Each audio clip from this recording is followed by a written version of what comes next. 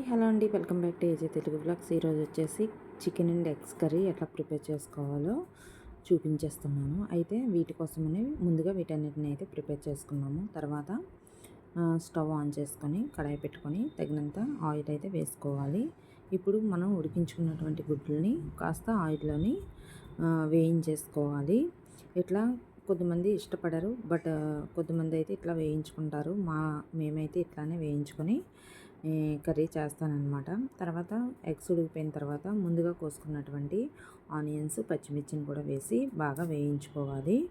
వేయించుకున్న తర్వాత ఇంకా అల్లం వెల్లుల్లి పేస్ట్ కూడా వేసి పచ్చివాసన పోయేంత వరకు వేయించుకోవాలి. ఇప్పుడు చికెన్ వచ్చేసి ఒక 1 అవర్ ముందు ఉప్పు కారం బాగా పట్టించేసి ఉంచుకోవాలన్నమాట. ఇప్పుడు ఆ చికెన్ కూడా వేసేసుకొని ప్లేట్ పెట్టి కాసేపు అయితే మగ్గనిచ్చేద్దాము.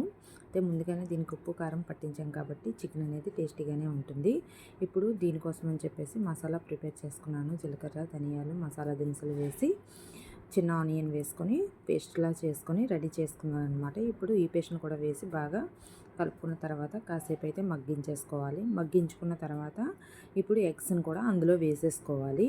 ఇట్లా ఎగ్స్ని కూడా వేసేసి మళ్ళీ కాసేపు మగ్గించుకున్న తర్వాత ఇంకా మనకి కారము, సాల్ట్ పడితే వేసుకొని దాన్ని కూడా బాగా కలుపుకొని మనం మగ్గించుకోవాలన్నమాట. చికెన్ అనేది మనం ఒక 1/2 kg తీసుకొని ఒక 4 ఎగ్స్ వేసుకుంటే సరిపోతుంది పిల్లలకి. మనం ఏదైనా వెజ్ చేసినప్పుడు ఏ పూటకా పూట చేసుకుంటాం, కానీ నాన్ వెజ్ అయితే మార్నింగ్కి ఈవినింగ్కి చేసుకుంటాం కదా, అలాంటప్పుడు ఇట్లా వేసుకొని చేసుకుంటే చాలా బాగుంటుంది. ఇప్పుడు వాటర్ అయితే వేసుకొని మగ్గించేసుకోవాలి. ఇంకా అంతేనండి. ఎగ్ చికెన్ కలిపి ఇట్లా కర్రీ చేసుకుంటే చాలా బాగుంటుంది. ఇంక ఫైనల్గా కొత్తిమీర వేసుకొని మనకి తగినంత గ్రేవీ ఉంచుకొని దించేసుకుంటే సరిపోతుందన్నమాట. మీరు కూడా ఒకసారి ట్రై చేయండి.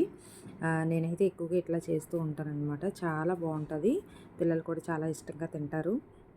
ఇంకా ఈ విధంగా మొత్తం వేసుకున్న తర్వాత ప్లేట్ పెట్టి ఒక 5 నిమిషాలు మగ్గించేసుకుంటే ఇంకంతే మనకి రెడీ అయిపోతుందన్నమాట. వీడియో మీకు కూడా నచ్చే ఉంటుందని అనుకుంటున్నాను. నచ్చితే తప్పకుండా లైక్ చేయండి. అదేవిధంగా ఛానల్ సబ్స్క్రైబ్ చేసుకొని సపోర్ట్ చేయడం మర్చిపోకండి. Thank you friends.